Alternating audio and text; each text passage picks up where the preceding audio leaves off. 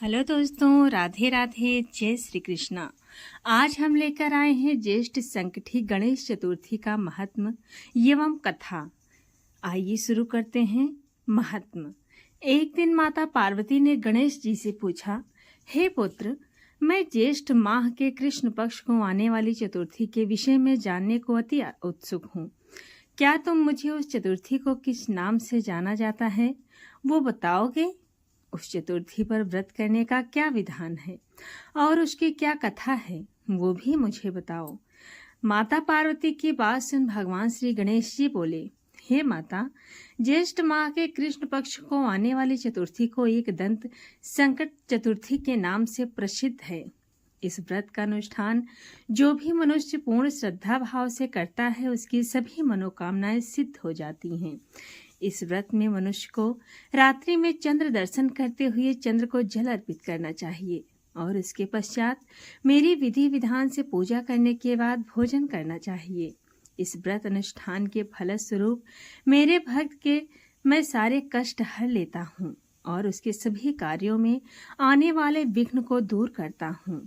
अब मैं आपको इस व्रत की कथा सुनाने जा रहा हूँ, अतः आप इसे ध्यान पूर्वक सुनिएगा।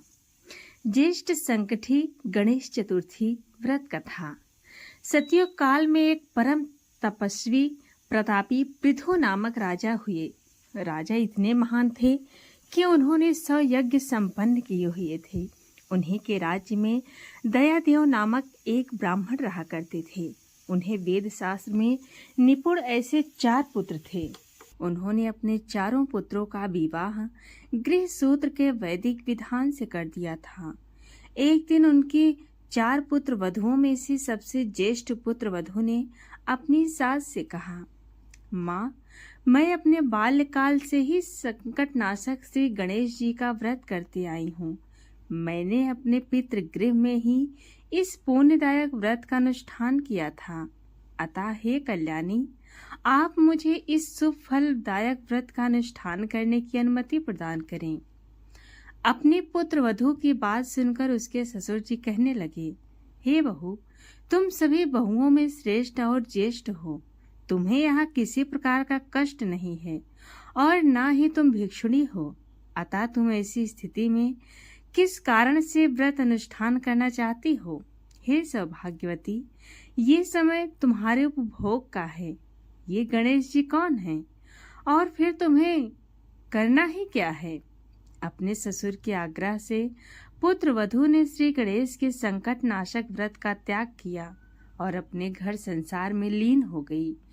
कुछ समय पश्चात ज्येष्ठ वधू गर्भिणी हुई और 10 माह के बाद उसे एक पुत्र रत्न की प्राप्ति हुई।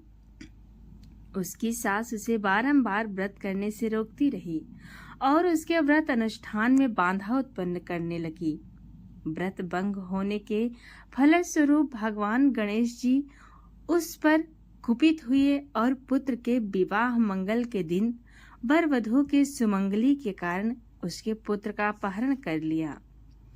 इस अनहोनी घटना के कारण पूरे मंडप में हड़कंप मच गया। सभी आपस में बात करने लगी कि लड़का आखिरकार कहाँ गया, किसने उसका अपहरण कर लिया। बारातियों द्वारा मिलने वाले इस समाचार को सुनकर उसकी माता बहुत व्याकुल हो गईं। अपने ससुर जी दयादेव से रो रो कर ऊंचे स्वर में कहने लगी, हे ससुर जी, आपने मेरे गणेश चतुर्थी व्रत को छुड़वाया कर महापाप किया है। ये उसी का फल है कि आज मेरे पुत्र का अपहरण हो गया। अपनी पुत्र वधू के मुख से ऐसे वचन सुन ब्राह्मण दयादेव बहुत दुखी हुए। साथ ही साथ अपने पति के अपहरण की बात सुन होने वाले पुत्र वधू भी बहुत दुखी हुई। अपने पति के वियोग में दुखी पुत्र वधू प्रतिमाह भगवान श्री गणेश जी की संकट नाशक गणेश चतुर्थी का व्रत करने लगी। एक समय की बात है, भगवान गणेश जी एक वेदज्ञ और दुर्लभ ब्राह्मण का वेश धारण कर उस पुत्र वधू की परीक्षा लेने हेतु भिक्षा मांगते हुए उसके द्वार पर पधारे। ब्राह्मण वेशधारी भगवान श्री गणेश ने उच्च स्वर में कहा, हे पुत्री, मुझे भिक्षा स्वरूप इतने भोजन का दान दो कि मेरी क्षुधा तृप्त हो जाए। उस ब्राह्मण की बात सुनकर उस धर्मपरायण स्त्री ने सर्वप्रथम उस ब्राह्मण को विधिवत पूजन किया। पूर्ण श्रद्धा भाव से भोजन कराने के पश्चात उस ब्राह्मण को वस्त्र अलंकार अर्पित किए। कन्या की सेवा से संतुष्ट होकर ब्राह्मण ने उच्च स्वर में कहा, हे कल्याणी, मैं तुम्हारे सेवा भाव से अत्यंत प्रसन्न हूँ। अब तुम अपनी इच्छा के अनुसार मुझसे वरदान प्राप्त कर सकती हो।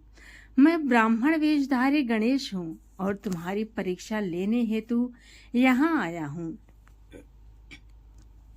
ब्राह्मण की बात सुन कन्या तुरंत नतमस्तक हो गई और उनसे निवेदन करने लगी, हे विघ्नेश्वर, यदि आप मेरी सेवा से प्रसन्न हैं तो मुझे मेरे पति के दर्शन करवा दीजिए। कन्या की याचना सुनकर गणेश जी ने कहा, हे मधुर भाषिनी, तुम जैसा चाहती हो वैसा ही होगा।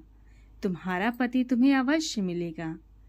कन्या को इस प्रकार मनोवांछित वर प्रदान कर भगवान गणेश जी अंतर्ध्यान हो गए। कुछ ही समय पश्चात कन्या का पति पुनः अपने घर वापस आ गया। ये देखकर सभी बहुत प्रसन्न हुए। सभी स्वजनों की उपस्थिति में विवाह कार्य विधि विधान से संपन्न किया गया। इस प्रकार जो भी मनुष्य पूर्ण श्रद्धा भाव से भगवान श्री गणेश जी की ज्येष्ठ माह की संकट चतुर्थी का व्रत अनुष्ठान करता है, उसकी सभी मनोकामनाएं सिद्ध होती है। तो दोस्तों, ये रही भगवान गणेश की कथा। आपको कैसी लगी कमेंट में ज़रूर बताएं और पसंद आई तो हमारे चैनल को सब्सक्राइब ज़रूर करें।